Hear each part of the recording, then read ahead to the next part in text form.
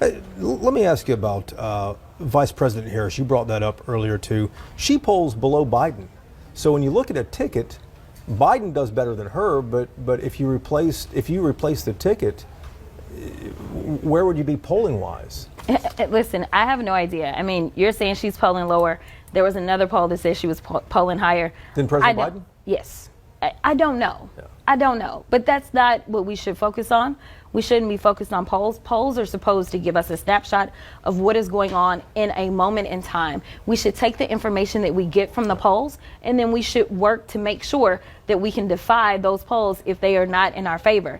And so what we need to do right now is we need to buckle up and we need to work. We, again, have the legislation on our sides. We have the record on our side. And honestly, the people are with us. When we talk about policies, whether we're talking about repro or whether we're talking about democracy, overwhelmingly, the people see it the way that we see it. The one thing right now that we're really fighting over is the economy.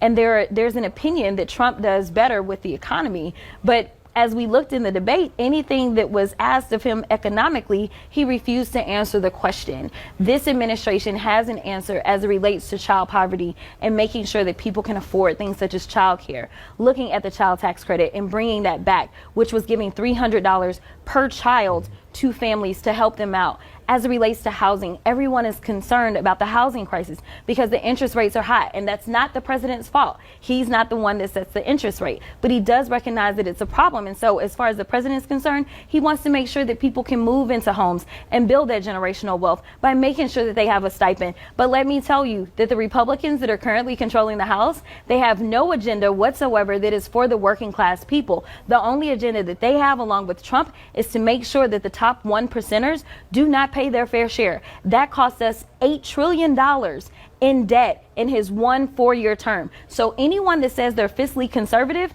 if you think that that makes you a Republican, it may make you a Republican, but it doesn't make you MAGA, because MAGA absolutely ran up the debt and didn't do anything for anybody in the process of doing it. They like to spend. I think that the record shows that they do like to spend.